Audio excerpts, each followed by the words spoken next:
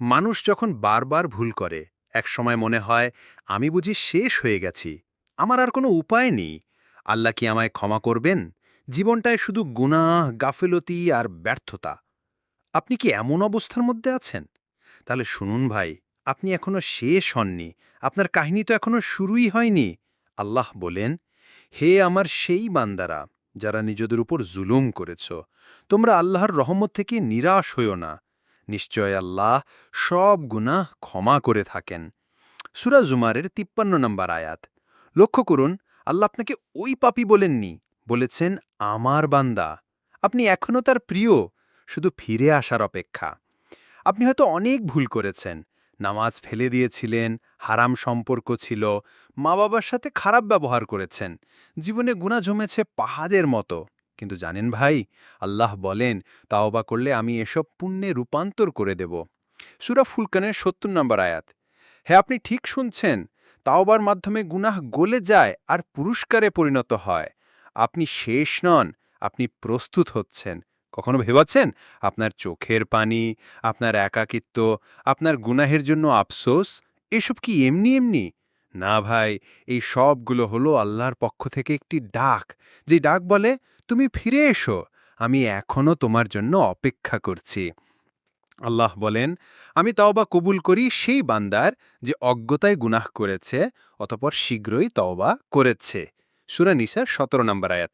আপনি গুনাহ করেছেন, ঠিক আছে, কিন্তু আপনি এখনই তওবা করতে পারেন, আর এখানেই আল্লাহর লেখা নতুন অধ্যায় শুরু হয়।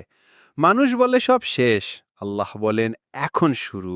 আপনি যদি মনে করেন আপনার ভুলগুলো সব কিছু শেষ করে দিয়েছে, তাহলে আপনি এখনো আল্লাহর পরিকল্পনার গল্পটা বোঝেননি। আপনি শুধু ভুল করেছেন, কিন্তু আল্লাহ তো ক্ষমা করেন, তিনি তো নতুন জীবন দেন। আপনার সবচেয়ে অন্ধকার সময় হতে পারে আল্লাহর সবচেয়ে আলোকিত পরিকল্পনার সূচনা। তাই হতাশ হবেন না ভাই, আপনি যেটাকে শেষ ভাবছেন, আল্লাহ সেটাকেই করছেন শুরুর দরজা। আমরা মানুষ, আর মানুষ মানে ভুল করবে, কিন্তু এক শ্রেণীর ভুল মানুষকে আল্লাহর দরজা থেকে দূরে ঠেলে দেয় না, বরং সেই ভুলই হয় ফেরার উপলক্ষ। আর আল্লাহর দরজা কখনো বন্ধ হয় না, সেটা যত বড় গুনাহই হোক। আল্লাহ বলেন, নিশ্চয় আমি তওবা গ্রহণকারী, আমি পরম দয়ালু। সূরা বাকারার ১৬০ নম্বর আয়াত।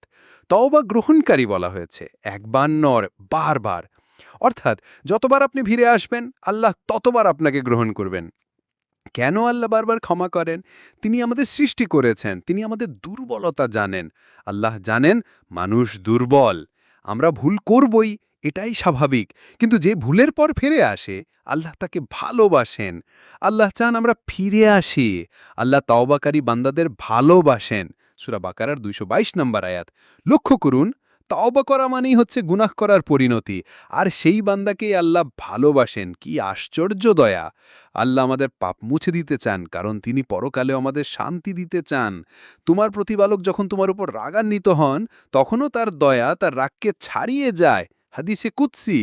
আল্লাহ গুনাহের রেগে যান ঠিকই, কিন্তু যদি আপনি কান্দেন, ফেরেন, তার দয়া আপনাকে ঢেকে নেয়। তবার মাধ্যমে কি হয়? পাপ মাফ হয়, হৃদয় নরম হয়, অন্তরে প্রশান্তি আসে, আল্লাহর রহমত ঘিরে ফেলে। যে ব্যক্তি তওবা করে সে এমন যেন সে কোনো গুনাহই করেনি। ইবনে মাজাহ।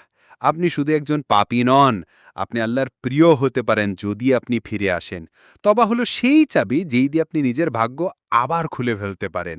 আল্লাহ চাচ্ছেন আপনি ফিরে আসুন, তার দরজা এখনও খোলা, আর আপনি দেরি করছেন।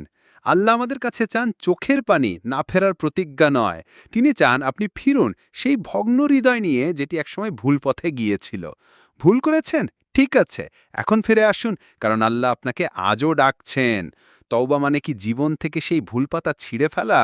না ভাই, তওবা মানে সেই পাতার নিচে নতুন অধ্যায় শুরু করা, যেখানে লেখেন আল্লাহ, কলম ধরেন আপনি, আর দয়া দিয়ে সম্পাদনা করেন তিনি। তওবা মানে অতীতকে অস্বীকার নয়, তওবা মানে অতীতকে উপলব্ধি করে সামনে এগিয়ে যাওয়া। আপনি যা করেছেন তা আপনাকে শেখায় কোথায় ফিরে যেতে হবে, আর কোথায় আর কখনো ফেরা যাবে না।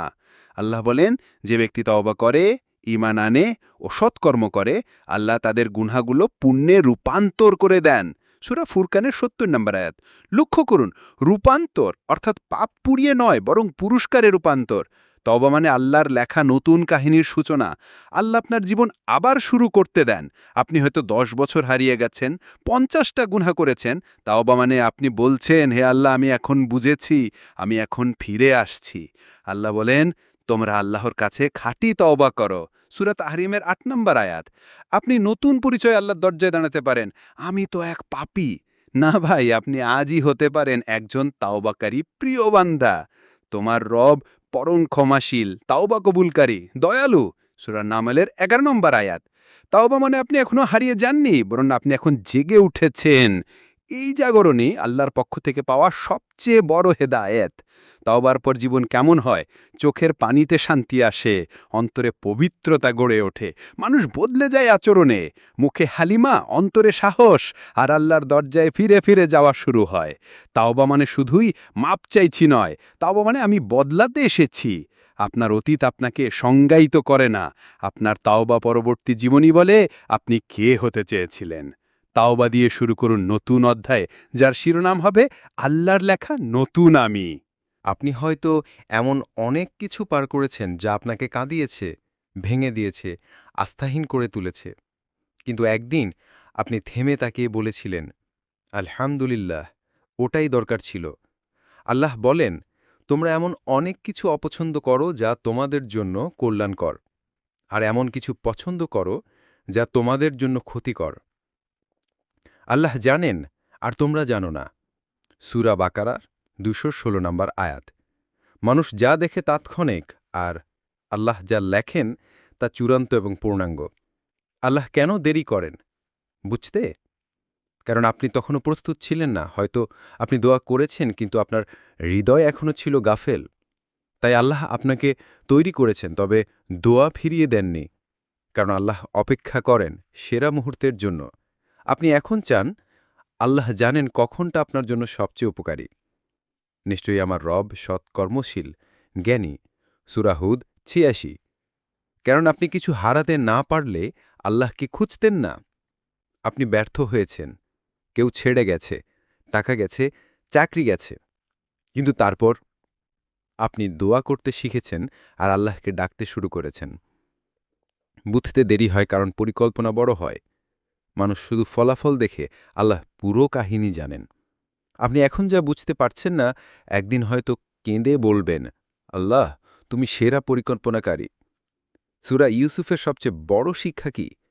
ছোটবেলায় কুয়ায় ফেলা হয়েছিল, ভাইয়েরা বিদ্বেষ করেছিল, বছর বছর জেল খেটেছেন, কিন্তু সব শেষে তিনি রাজা হয়ে উঠলেন। প্রতিটি ধাপ ছিল কষ্টের, কিন্তু সব মিলিয়ে ছিল মহান পরিকল্পনার অংশ। আপনার দেরি মানেই দুঃখ নয়, এটা হতে পারে আল্লাহর লেখা এখনো সম্পূর্ণ হয়নি। আল্লাহর প্ল্যান আপনি তখন বোঝেন না যখন আপনি কাঁদেন। আপনি বোঝেন যখন আপনি সেজদা থেকে উঠে দাঁড়ান আর পেছনে তাকিয়ে বলেন, আলহামদুলিল্লাহ, আমার কিছুই মিস হয়নি। আপনার আজকের অজানা হতে পারে আগামীকালের কৃতজ্ঞতা। আল্লাহর লেখা সবসময় সেরা, শুধু সময় লাগে বুঝতে। কখনো এমন মনে হয়েছে আমি ভেঙে গেছি আর গড়ার মতো কিছু অবশিষ্ট নেই? আপনি হয়তো ভাবছেন, ভাঙা মানুষ দিয়ে আর কিছু হয় না। কিন্তু আপনি জানেন কি, আল্লাহ সবচেয়ে বড় কিছু তৈরি করেন সেই জিনিস দিয়ে যা একবার ভেঙে গেছে। আল্লাহ বলেন, নিশ্চয় কষ্টের সাথে আছে সহজেই। আবার বলছি, নিশ্চয় কষ্টের সাথেই আছে সহজেই। সূরা ইনশিরা ৫-৬ নম্বর আয়াত। দুঃখের মাঝে আল্লাহ তৈরি করেন ভবিষ্যতের জন্য শক্ত ভিত, আর ভাঙনের মাঝে লুকিয়ে থাকে নতুন শুরুর প্রস্তুতি। আল্লাহ কিভাবে ভাঙা মানুষদের বদলে দিয়েছেন বাস্তব উদাহরণ। ইমাম মালিক রাহমাহুল্লাহ, অপমানের পর উত্থান। একবার যখন তিনি শরিয়তের শিক্ষার জন্য দাঁড়িয়েছিলেন, তাকে অপমান করা হয়েছিল, প্যাটানো হয়েছিল। কিন্তু আল্লাহ তার জ্ঞান এমন উচ্চতায় উঠিয়ে দেন, আজ তার মুয়াত্তা হাদিসের অন্যতম বড় গ্রন্থ। ইউসুফ আলাইহিসসালাম ভাইয়েদের দ্বারা বেইমানির শিকার। তাকে কুয়ায় ফেলা হয়েছিল, অন্যায়ভাবে জেলে পাঠানো হয়েছিল। কিন্তু আল্লাহ তাকে মিশরের রাজকীয় পদে বসালেন। আল্লাহ যাকে ইচ্ছা মর্যাদা দেন। সূরা ইউসুফ ৭৬। নাফি রাহমাহুল্লাহ, দাসত্ব থেকে শিক্ষক হওয়া। তিনি ছিলেন একজন দাস, কিন্তু জ্ঞান, তাকওয়া আর আন্তরিকতায় তিনি হয়ে উঠেন ইমাম মালিকের উস্তাদ। আল্লাহ তাকে দাসত্ব থেকে বানিয়ে দেন আলিম ও সম্মানিত ব্যক্তিত্ব। আপনার ভাঙা অংশই হতে পারে আল্লাহর পরিকল্পনায় সবচেয়ে মূল্যবান উপাদান। যে কান্না কেউ দেখেনি, যে হতাশা কেউ বুঝেনি, যে রাত আপনি একা কাটিয়েছেন, আল্লাহ তা দেখেছেন, শুনেছেন, গুনেছেন। আপনি এখনও নির্মাণাধীন। আপনি যদি ভেঙে থাকেন, তাহলে আপনার কাছে এখনই সম্ভাবনা আছে আল্লাহর হাতে নতুন করে গড়ার জন্য। ভাঙন মানে শেষ না, ভাঙন মানে আল্লাহর কলম নামছে। এক নতুন অধ্যায়ের প্রথম শব্দটা হতে পারে আপনার কান্না। ইউসুফ আলাইহিসসালাম কিংবা ইমাম মালিকের গল্পের সময় আত্মবিশ্বাসী আবেগ শেষাংশে, নীরব কান্না ও নবশুরুর দাওয়াতি সুরে পরিসমাপ্তি। আমরা দ্রুত চাই দোয়ার জবাব, সফলতার ফল, অশ্রু মুছে ফেলার কোনো সমাধান। কিন্তু আল্লাহ আমাদের দেন সময়, আর সেই সময়ের মাঝেই লুকিয়ে থাকে প্রস্তুতি, পরিশুদ্ধি ও প্রকৃত উপহার। আল্লাহ বলেন, আল্লাহ তোমাদের জন্য সহজ করতে চান, আর তিনি তোমাদের কষ্ট চান না। সূরা বাকারার ১৮৫ নম্বর আয়াত। কিন্তু সেই সহজতা অনেক সময় দেরিতে আসে, কারণ আল্লাহ অপেক্ষা করেন আপনার উপযুক্ত মুহূর্তের। আল্লাহ কেন দেরি করেন? কারণ আপনি তখনও প্রস্তুত নন। আপনি দোয়া করছেন সঠিক বিষয়, কিন্তু আপনার হৃদয় এখনও পোক্তে নয়। আপনি দায়িত্ব নিতে প্রস্তুত নন। আল্লাহ আপনাকে প্রস্তুত করতে সময় নিচ্ছেন। যখন সময় আসবে, তোমার রব বলবেন, হও, আর হয়ে যাবে। সূরা আনআম ৭৩। কারণ আপনি ধৈর্যের পরীক্ষা দিচ্ছেন। ধৈর্য আল্লাহর প্রিয় গুণ। আপনি যখন অপেক্ষায় থাকেন, তখন আল্লাহ আপনার হৃদয় পরিশুদ্ধ করেন। আল্লাহ ধৈর্যশীলদের সাথে আছেন। সূরা বাকারা ১৫৩। কারণ যেটা আপনি চাইছেন তার চেয়েও ভালো কিছু আল্লাহ দিতে চান। আপনি হয়তো দোয়া করেছেন একটি চাকরির জন্য, আল্লাহ দিচ্ছেন একটি নতুন জীবনের দাওয়াত।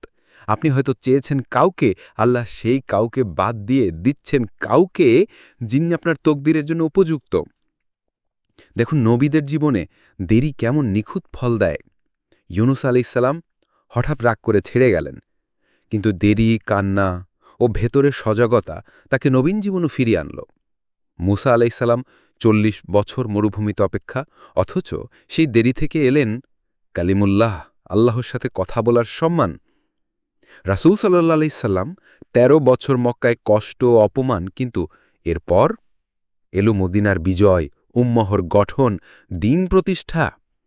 আল্লাহ দেরি করেন না, আমরাই তাড়াহুড়ো করি। তার পরিকল্পনা ধীরে আসে, কিন্তু নিখুঁত হয়। আপনি এখন যা মিস করছেন ভাবছেন, হয়তো তা আসছে আরও বড় আকারে। আল্লাহ আপনাকে ভুলে যাননি, তিনি আপনাকে গড়ছেন, তাই সময় নিচ্ছেন। আপনি এখনও প্রস্তুত হচ্ছেন, আর তার লেখা পৃষ্ঠা খুলছে ধাপে ধাপে। তাই ধৈর্য ধরুন, ভরসা রাখুন। যা আসবে তা আল্লাহর হাতে লেখা, আর আল্লাহ কখনও ভুল লেখেন না।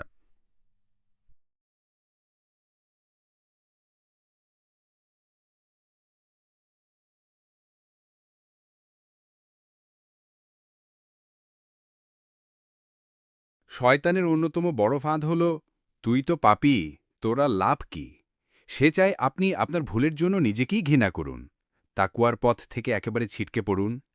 কিন্তু ইসলাম বলছে, ভুল করেছেন, ঠিক আছে, এখন ভালোর দিকে ফিরুন, আত্মঘৃণায় ডুববেন না।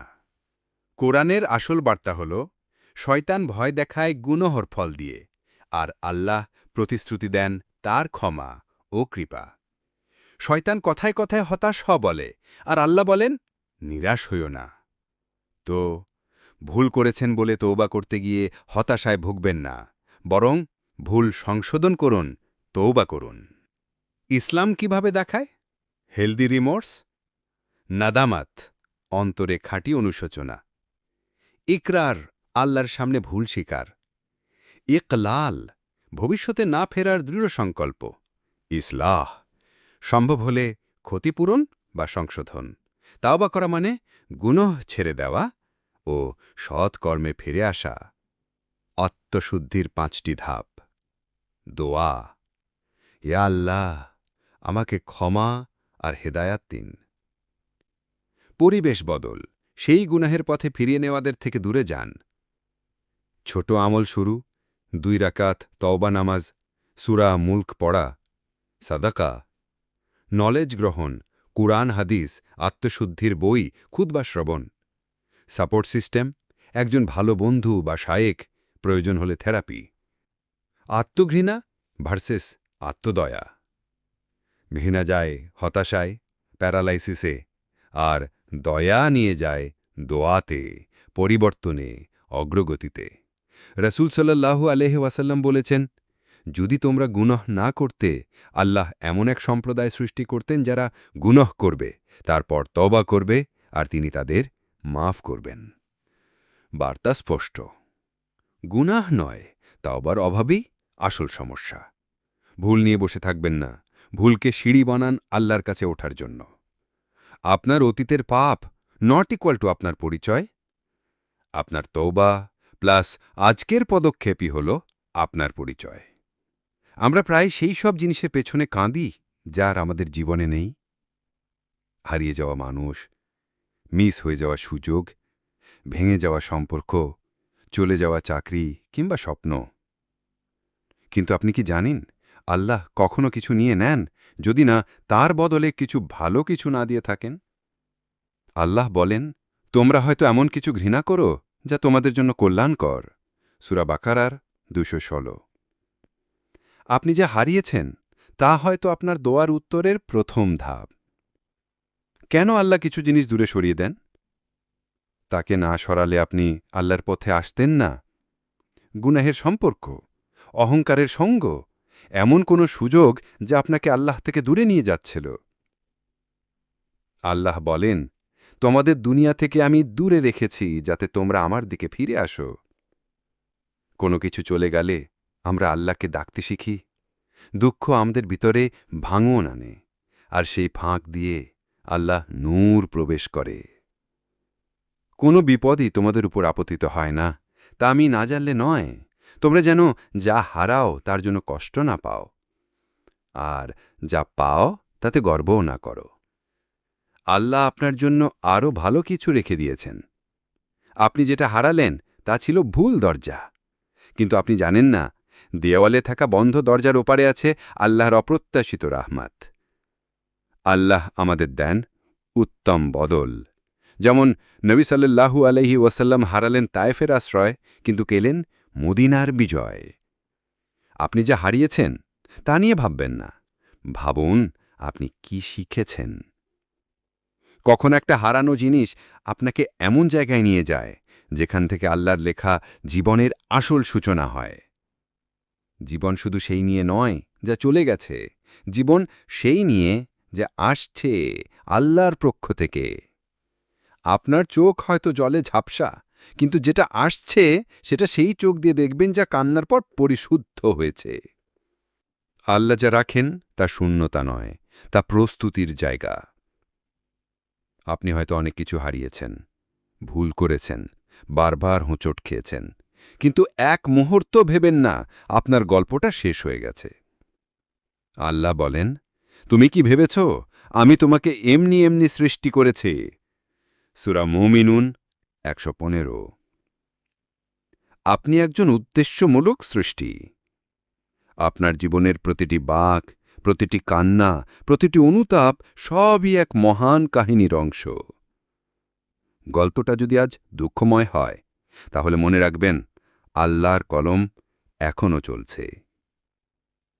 আপনার হেদায়াত এখনও আসতে পারে, আপনার রুহানিয়াত এখনও জেগে উঠতে পারে, আপনার সফলতা এখনও লেখা হতে পারে, আপনার তাওবা এখনও কবুল হতে পারে, কারণ আল্লাহর কলম এখনও বন্ধ হয়নি। আপনি শুধু অপেক্ষা করছেন না, আল্লাহ আপনাকে গড়ে তুলছেন। যে ব্যথা আপনি সয়েছেন আল্লাহ তা দেখেছেন, যে রাত আপনি কেঁদেছেন আল্লাহ তা শুনেছেন। তোমার রব অন্যায় করেন না। সূরা কাহাফ ৪৯। আপনি হয়তো বলছেন, আমি অনেক দেরি করে ফেলেছি। না ভাই, আল্লাহর কাছে কেউ কখনো দেরি করে না। যে ফিরে আসে সেই ঠিক সময়ে আসে। এই সিরিজের প্রতিটি কথা ছিল আপনার ভেতরের কান্নার জবাব। আপনি হয়তো চুপচাপ ছিলেন, কারুর সঙ্গে কিছু শেয়ার করেননি, কিন্তু আল্লাহ জানতেন আপনি কাঁদছেন ফিরে আসতে। এই সিরিজের প্রতিটি আয়াত, দোয়া, কথা একটি বার্তা নিয়েই এসেছে, তুমি ফিরে এসো। আল্লাহ এখনও তোমার গল্প লিখে যাচ্ছেন। তোমার কাহিনী এখনও শেষ হয়নি। তোমার সিজদা এখনও অসম্পূর্ণ। তোমার দোয়া এখনও আকাশে ভেসে আছে। আর তোমার রব এখনও অপেক্ষায় আছেন তোমার ফিরে আসার। পেছনে যা ছিল ভুল, সামনে যা আসবে তা আল্লাহর লেখা, আর আল্লাহর লেখা কখনো খারাপ হয় না।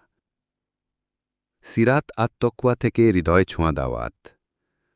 প্রিয় ভাই, আপনি এই সিরিজ যদি মন দিয়ে শুনে থাকেন, তাহলে শুধু শোনেন না, ফিরে আসুন। একটু ছোট তওবা, একটি নতুন সিজদা, একটি হৃদয় ভাঙা কান্না, এই দিয়েই শুরু হোক আল্লাহর সাথে আপনার নতুন অধ্যায়ে।